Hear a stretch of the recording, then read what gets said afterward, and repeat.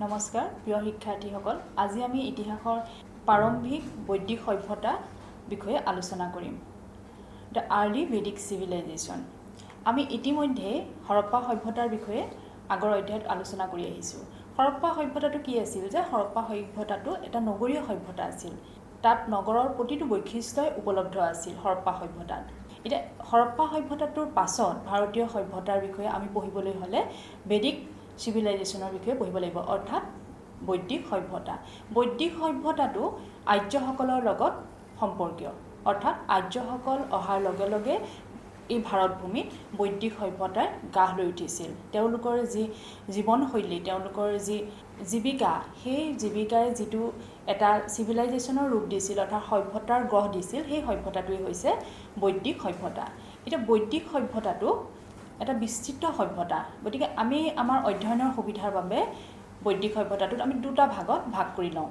এই অধ্যায়টো আমি early Vedic civilisation অৰ্থাৎ প্ৰাৰম্ভিক বৈদিক সভ্যতাৰ বিষয়ে আলোচনা কৰিম তাত আমি কি বিষয়ে আলোচনা কৰিম অৰিজিন অফ দ্য ইণ্ডো আৰিয়ানছ অৰ্থাৎ মই ইতিমধ্যে ক'লোঁ যে বৈদিক সভ্যতাটো আৰিয়ানসকলৰ লগত জড়িত গতিকে আৰিয়ানসকল ভাৰতলৈ কেতিয়া আহিছিল কেনেকৈ আহিছিল এই বিষয়ে আলোচনা কৰিম তাৰ পাছত আমি যেহেতু আৰ্লি ভেদিক সিভিলাইজেশনৰ বিষয়ে আলোচনা কৰিম গতিকে আমি ঋগবেদৰ সময়সীমা এই বিষয়ে আলোচনা কৰিম understand the political institution of the Vedic civilisation বৈদিক সভ্যতাৰ যিবিলাক ৰাজনৈতিক অনুষ্ঠান আছিল সেই অনুষ্ঠানবিলাকৰ বিষয়ে আলোচনা কৰিম তাৰপিছত আলোচনা কৰিম আমি analyse the society and religion of the Vedic civilisation বৈদিক সভ্যতাৰ সমাজ আৰু ধৰ্মৰ বিষয়ে আলোচনা কৰিম The Vedic civilization was founded by the Aryans অৰ্থাৎ বৈদিক সভ্যতা আৰিয়ানসকলে আৰম্ভণি কৰিছিল they were immigrants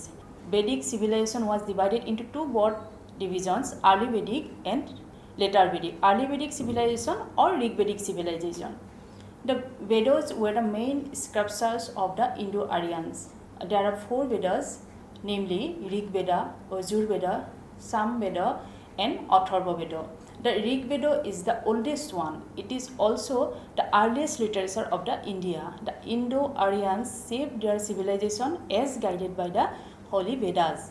That is why this civilization of the Aryans is also known as the Vedic civilization. অৰ্থাৎ মই ইতিমধ্যে কৈছোঁ যে আৰিয়ানসকলে যিটো সভ্যতা আৰম্ভণি কৰিছিল সেই সভ্যতাটোৱে হৈছে বৈদিক সভ্যতা এই বৈদিক সভ্যতাটো আমি দুটা ভাগত ভাগ কৰিব পাৰোঁ আৰ্লি ভেদিক সিভিলাইজেশন অৰ্থাৎ প্ৰাৰম্ভিক বৈদিক সভ্যতা আৰু লেটাৰ ভেদিক সিভিলাইজেশন এটা আৰ্লি ভেদিক সিভিলাইজেশনত আমি সাধাৰণতে ঋগবেদৰ যিটো সময়সীমা সেই ঋগবেদৰ সময়সীমাৰ বিষয়ে সেই সময়খিনিত বৈদিক সভ্যতা কেনেকুৱা আছিল সেই বিষয়ে আলোচনা কৰোঁ এটা আমি সকলোৱে জানো যে বেদ চাৰিখন ঋগবেদ যজুৰ্বেদ সামবেদ আৰু অথৰ্ববেদ এই বেদৰ যি বেদকেইখনৰ যিটো জীৱনশৈলী আৰিয়ানসকলে আমাক দি থৈ গৈছে এই জীৱনশৈলীটোৰ ওপৰত ভিত্তি কৰি যিটো সিভিলাইজেশন গঢ় লৈছে সেইটোৱে হৈছে বৈদিক সভ্যতা এটা বৈদিক সভ্যতা what are the political institution বৈদিক সভ্যতাত কি পলিটিকেল ইনষ্টিটিউশ্যন আছিলে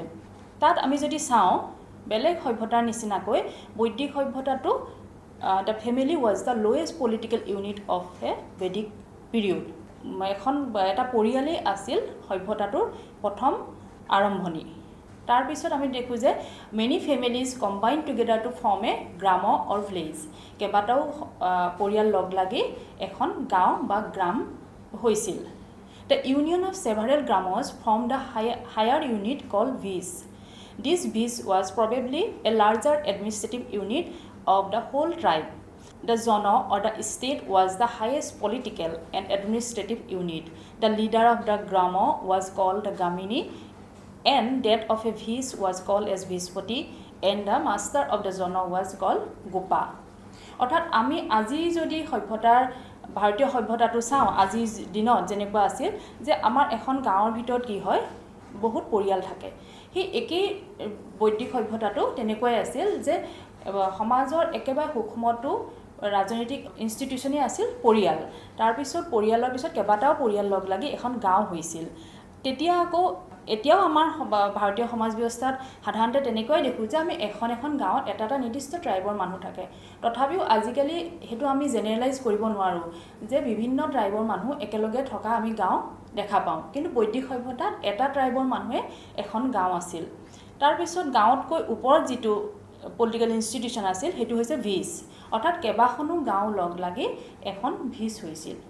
অৰ্থাৎ আমাৰ আজি এডমিনিষ্ট্ৰেটিভ ইনষ্টিটিউশ্যনত যদি আমি মিলাওঁ সেইটো এখন আমি জিলাৰ লগত তুলনা কৰিব পাৰোঁ। তেতিয়া তাৰপিছত ভিচৰ ওপৰত আছিল এখন অৰ্থাৎ আছিল এখন গোটেই ষ্টেটখন। তাক ভাগ কৰা হৈছিল কেইবাটা ভিচলৈ আৰু ভিচবিলাকক ভাগ কৰা হৈছিল বিভিন্ন গাঁৱত। এতিয়া এখন গাঁৱৰ যিজন মুখিয়াল তেওঁক কোৱা হৈছিল গ্ৰামিণী, আৰু এটা ভিচৰ যিটো এডমিনিষ্ট্ৰেটিভ ইউনিট সেই ভিচটোৰ যিজন এডমিনিষ্ট্ৰেটৰ আছিল তেওঁক কোৱা হয় ভিচপতি, আৰু জনৰ যিজন লিডাৰ আছিল তেওঁক কোৱা হয় গোপা। এইটোৱেই আছিল তেওঁলোকৰ পলিটিকেল ষ্ট্ৰাকচাৰটো।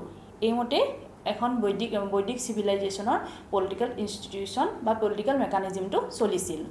তাৰপিছত যিহেতু বৈদিক সভ্যতা যে আমি হৰপ্পা সভ্যতা কি আছিল? হৰপ্পা সভ্যতা এটা নগৰীয় সভ্যতা আছিল।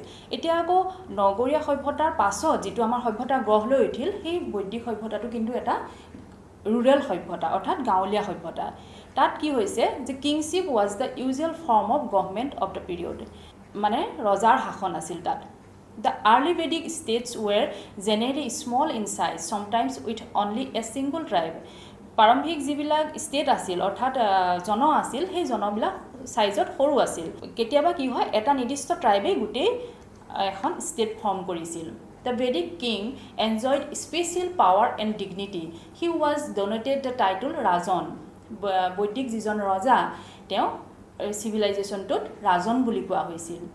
Proficiency in warfare was the most essential qualification for the kings to possess the royal throne. তেওঁ ৰজাজনৰ সামৰিক ক্ষমতা ওপৰত ভিত্তি কৰিয়ে তেওঁ এজন ৰজা কৰা হৈছিল। এইটোৱে আমি কি অৰ্থ বুজোঁ যে বৈদিক সভ্যতা খুব সঘনাই যুদ্ধ বিগ্ৰহত লিপ্ত আছিল। অৰ্থাৎ যিজন লিডাৰ হ'ব তেওঁলোকৰ ষ্টেটৰ, তেওঁ যদি সামৰিক বাহিনীত মানে পাৰ্গতামিটো বিচৰা হৈছে, গতিকে নিশ্চয় তেওঁলোকে যুদ্ধ বিগ্ৰহত খুব সঘনাই লিপ্ত আছিল। He had the responsibility to protecting the life and prosperity of his subjects. In return, he collected tribute called bali, generally in kinds, from his subjects. অৰ্থাৎ ৰজাজনে তেওঁ প্ৰজাবাহিনী জীৱনৰ সুৰক্ষা দিয়াটোৱে তেওঁৰ প্ৰধান কৰ্তব্য, আৰু তাৰ বিনিময়ত তেওঁ বালি নামে এটা কৰ আদায় কৰিছিল। এতিয়া এই বালি কৰটো তেওঁ সাধাৰণতে ইন কাইণ্ডত, অৰ্থাৎ তেওঁ মেনুৱেল ৱৰ্ক বা তেনেকুৱা ইন কাইণ্ডত ৰিচিভ কৰিছিল, বা পইচা পাতি বা ধনজনেৰে কৰা নাছিল। The king was help in administration by the purohita and senani and gramani and the spouse. Further there were two popular bodies called the sabha and samiti. এতিয়া ৰজাজনক তেওঁ এডমিনিষ্ট্ৰেশ্যনত কোনে সহায় কৰিছিল? যে গ্ৰামিণী যিজন ভিলেজৰ হেড তেওঁ সহায় কৰিছিল, চোৰাংচোৱা বাহিনীয়ে সহায় কৰিছিল, পুৰোহিতে সহায় কৰিছিল, আৰু সেনানী অৰ্থাৎ সৈন্য সামন্তসকলে সহায় কৰিছিল। তাৰোপৰি বৈদিক সভ্যতাত ৰজা এজনক এডমিনিষ্ট্ৰেশ্যনত সহায় কৰিবৰ কাৰণে দুটা এছেম্বলি আছিল। সেই দুখন হৈছে এখন সভা আৰু এখন সমিতি। এতিয়া সভা আৰু সমিতি কি আছিল?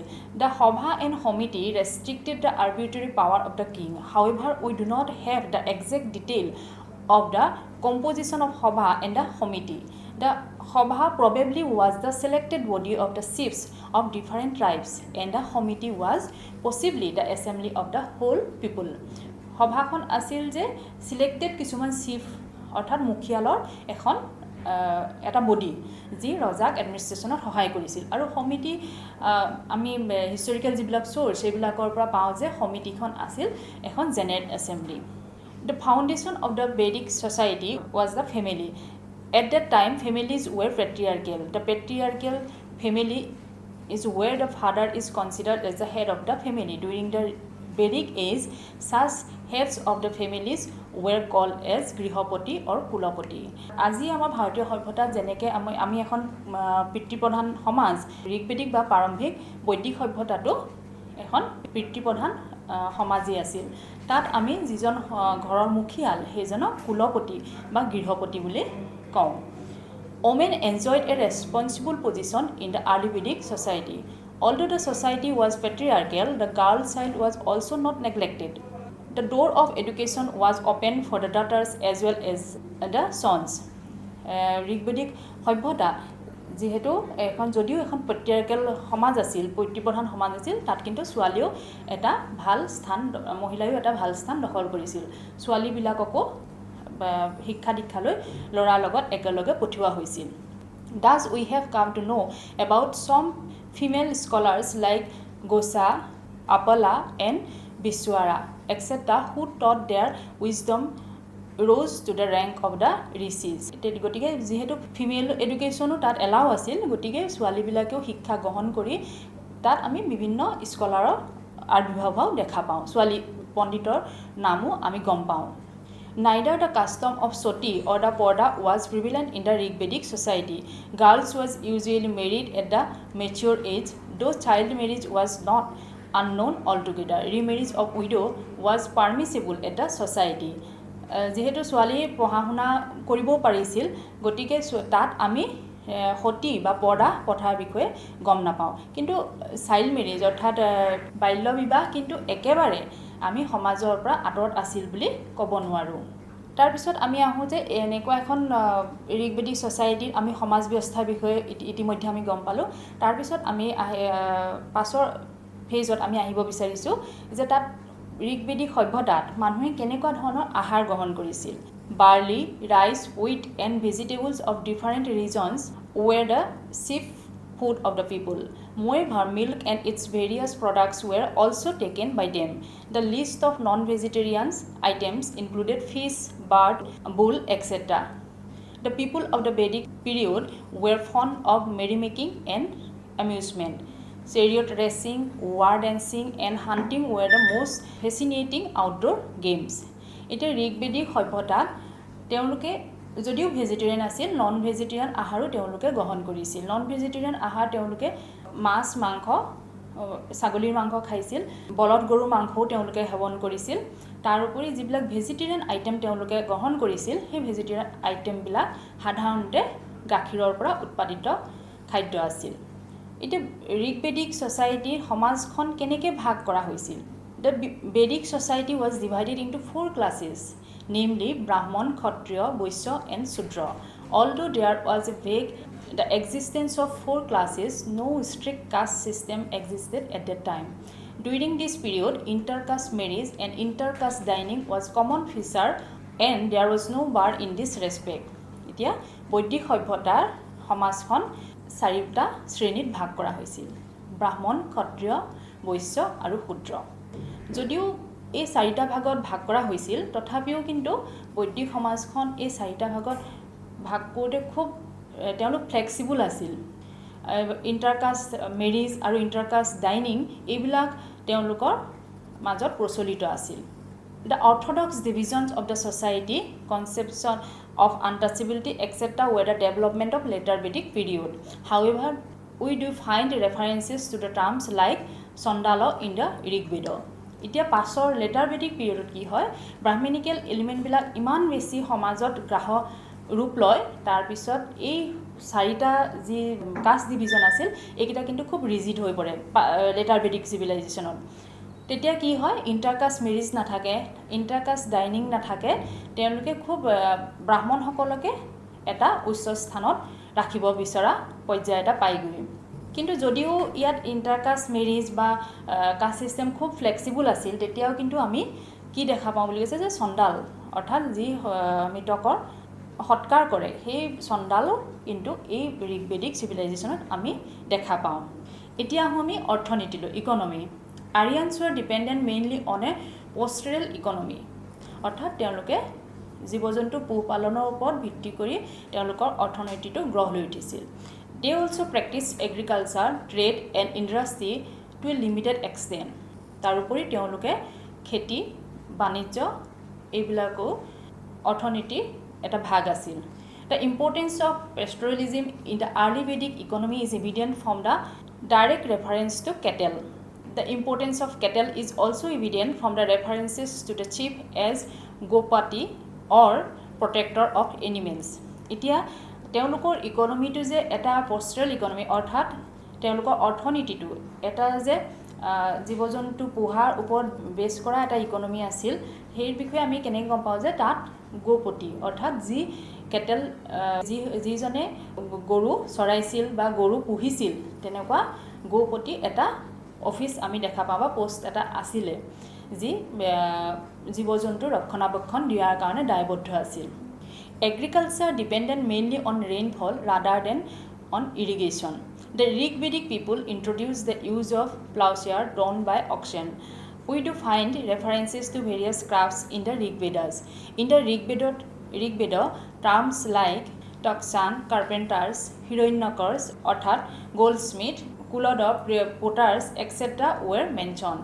অর্থাৎ এই বৃত্তিবিলাক সেই সময়ত এজন সোণাৰী বা পোটাৰ যি মাটিৰ বস্তু তৈয়াৰ কৰিছিল সেই বৃত্তিবিলাক তাত উপলব্ধ আছিল The Rigvedic people perhaps carried in inland trade. Sometimes they traded with the members of the same times with the members of different tribes. কেতিয়াবা কি হয় তেওঁলোকে সাধাৰণতে বাণিজ্যটো নিজৰ জনজাতিটোৰ মাজতে আবদ্ধ ৰাখিছিল কিন্তু কেতিয়াবা বেলেগ এটা জাতিৰ লগতো তেওঁলোকে ট্ৰেড কৰা আমি দেখা পাওঁ The merchants used both lands and water routes for distant places. The rod or the chariots and carts drawn by horse and oxen were the chief means of land transportation. এতিয়া বাণিজ্য তেওঁলোকে কেনেকৈ কৰিছিল এতিয়া কৈছে যে merchants use both land and water routes তেওঁলোকে ভূমি আৰু পানী দুইটাৰে তেওঁলোকে বাণিজ্য কৰিব পাৰিছিল এতিয়া তাত তেওঁলোকে কি ব্যৱহাৰ কৰিছিল যে ৰথ গৰু গাড়ী এইবিলাক বা ঘোঁৰা গাড়ী এইবিলাক ব্যৱহাৰ কৰি তেওঁলোকে বাণিজ্যটো বৰ্তাই ৰাখিছিল trade was carried by barter যে তেওঁলোকৰ বাণিজ্যটো কেনেকুৱা আছিল যে বিনিময় প্ৰথা আছিল বাৰ্টাৰ ছিষ্টেম মানি ইকনমি যিহেতু তেতিয়াও এটা ফুল ফ্লেজ মানি ইকনমি পোৱা গৈ নাছিল গতিকে বাৰ্টাৰ ছিষ্টেমৰ ওপৰত ভিত্তি কৰি তেওঁলোকৰ অৰ্থনীতিটো চলিছিল There is controversy regarding whether the Aryans had overseas trade or not. As a whole, we are not in a position to confirm that the Rigveda Aryans traded with foreign countries. যে historical evidence ইমানবিলাক নাই যে তেওঁলোকে overseas সাগৰীয় বাণিজ্য কৰিছিল নে নাই এই বিষয়ে আমাৰ কোনো historical evidence নাই গতিকে আমি এনেকুৱা এটা পজিশনত নাই যে ঋগবেদৰ যিখিনি ঋগবেদিক চিভিলাইজেশ্যনৰ যিখিনি ট্ৰেড অৰ্থাৎ বাণিজ্য সেইখিনি বাহিৰৰ দেশৰ লগত হৈছিল নে নাই আমি এটা সঠিকভাৱে ক'ব নোৱাৰোঁ এতিয়া আহোঁ আমি ৰিলিজনৰ বিষয়ে অৰ্থাৎ ধৰ্মৰ বিষয়ে ঋগবেদিক চিভিলাইজেশ্যনৰ সময়ত ধৰ্ম কেনেকুৱা আছিল যেটো আমি ইতিমধ্যেই কৈছোঁ যে ঋগবেদিক চিভিলাইজেশ্যন বা আৰ্লি বেদিক চিভিলাইজেশ্যনটো বেদৰ ওপৰত ভিত্তি কৰিয়ে হৈছে গতিকে নিশ্চয় তাত এটা সাংঘাতিক ৰিলিজিয়াছ লাইফ আছিলে অৰ্থাৎ খুব ভাল এটা ধৰ্মীয় জীৱন তেওঁলোকৰ উপলব্ধ আছিল The Rigvedic religion was plain and simple. The early Aryans worshipped every aspect of nature, or it may be said that they imposed heavenly qualities on every object under the sun. Thus, there were a number of gods and goddesses in the religion worshipped by the Aryans.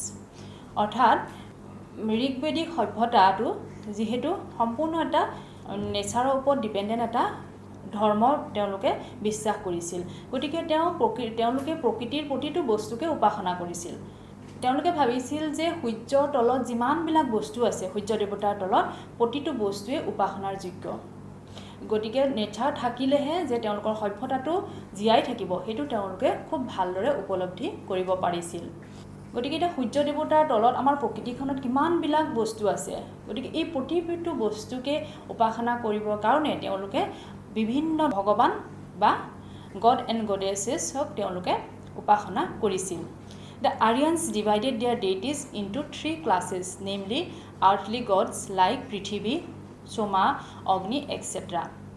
Atmospheric gods like Indra, Rudra, Vayu, etc. and heavenly gods like Doyu, Surya, Varuna, etc.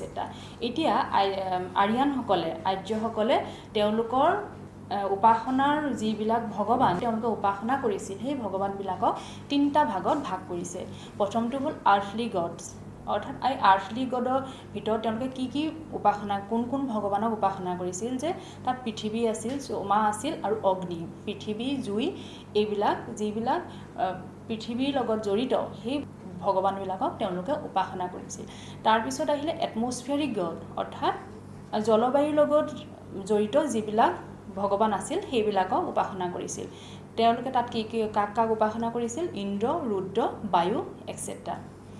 আৰু তাৰ পাছত লাষ্টৰটো আছিল যে heavenly god, অৰ্থাৎ স্বৰ্গীয় ভগৱান বুলি তেওঁলোকে এটা কেটেগৰী কৰি ৰাখিছিল। তাত তেওঁলোকে দয়ু, সূৰ্য, বৰুণ এক্সেট্ৰা এইবিলাকক উপাসনা কৰিছিল।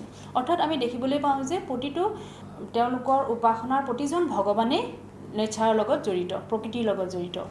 Although there were host of deities, interestingly no temple or image of that period has so far been discovered. এইটো এটা সাংঘাতিক ইণ্টাৰেষ্টিং কথা যে ইমানবিলাক ভগৱান তেওঁলোকে উপাসনা কৰিছিল, কিন্তু আমি কোনো ধৰণৰ ভগৱানৰ মূৰ্তি, ইমেজ ঋগবেদিক চিভিলাইজেশ্যনৰ পৰা আজি ডেটলৈকে ডিস্কভাৰ হোৱা নাই। This indicates that absence of image worship among the ঋগবেদিক আৰিয়ানছ। এইটো কি ইণ্ডিকেট কৰিব বিচাৰে যে তেওঁলোকে নিশ্চয় মূৰ্তি পূজা কৰা নাছিল।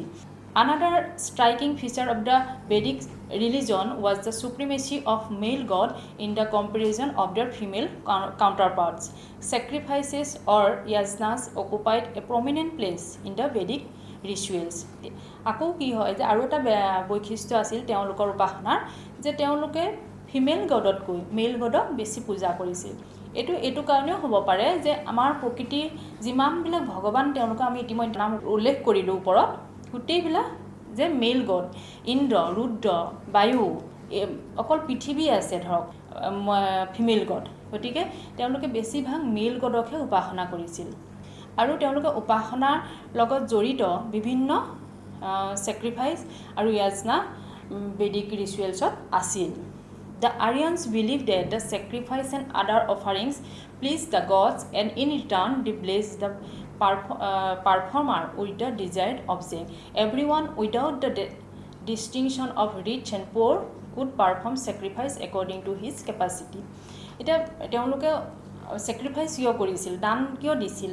যে তেওঁলোকে ভাবিছিল যে দান দিলে ভগৱান সন্তুষ্ট হ'ব, কিন্তু সেই দানৰ পৰিমাণ কি হ'ব এইবিলাকৰ তেওঁলোকৰ কোনো ধৰাবন্ধা নিয়ম নাছিল। ধনী দুখীয়া সকলোৱে দান দিব পাৰিছিল নিজৰ সামৰ্থ্য অনুযায়ী। আৰু তেওঁলোকে ভাবিছিল যে দান দিয়াৰ লগে লগে ভগৱান সন্তুষ্ট হ'ব আৰু তেওঁলোকৰ ওপৰত এটা ভাল জীৱনৰ আশীৰ্বাদ থাকিব, তেনেকুৱা এটা ধাৰণা তেওঁলোকৰ মনত আছিল। এতিয়া আমি এই অধ্যায়টোত সংক্ষিপ্ততে কি আলোচনা কৰিলোঁ যে বৈদিক সভ্যতাৰ সমাজ ব্যৱস্থা কেনেকুৱা আছিল, বৈদিক সভ্যতাৰ ৰাজনৈতিক অনুষ্ঠানবিলাক কি আছিল, ৰাজনৈতিক অনুষ্ঠানবিলাক কেনেকুৱা, প্ৰকৃতি কেনেকুৱা আছিল সেইবিলাকৰ, বৈদিক আৰ্লি বেদিক চিভিলাইজেশ্যনৰ ধৰ্মীয় ব্যৱস্থা কেনেকুৱা আছিল, আৰ্লি বেদিক চিভিলাইজেশ্যনৰ অৰ্থনীতি কেনেকুৱা আছিল, এই বিষয়ে আমি আলোচনা কৰিলোঁ। এতিয়া যেতিয়া আমি লেটাৰ বেদিক পিৰিয়ডলৈ যাম, লেটাৰ বেদিক পিৰিয়ড আৰু আৰ্লি বেদিক পিৰিয়ডৰ মাজত এটা ডাঙৰ ডিফাৰেঞ্চ হৈ যায় যে লেটাৰ বেদিক পিৰিয়ডটো আৰ্লি বেদিক চিভিলাইজেশ্যনতকৈ বেছি ৰিজিড হৈ পৰে। অৰ্থাৎ ব্ৰাহ্মণিকেল এলিমেণ্টবিলাক তাত ইমান বেছিকৈ গ্ৰাহ্য হৈ উঠে যে ছ'চাইটিখন এখন খুব ৰিজিড ছ'চাইটিলৈ ৰূপান্তৰিত হয়। প্ৰিয় শিক্ষাৰ্থীসকল, গতিকে আমাৰ আজিৰ আলোচনাৰ বিষয় অৰ্থাৎ যিটো প্ৰাৰম্ভিক বৈদিক সভ্যতা, তাৰ আলোচনা আমাৰ ইমানতে সমাপ্ত হৈছে আৰু আমি পৰৱৰ্তী পৰ্যায়ত আমাৰ পৰৱৰ্তী বৈদিক সভ্যতাৰ বিষয়ে আলোচনা কৰিম। ধন্যবাদ।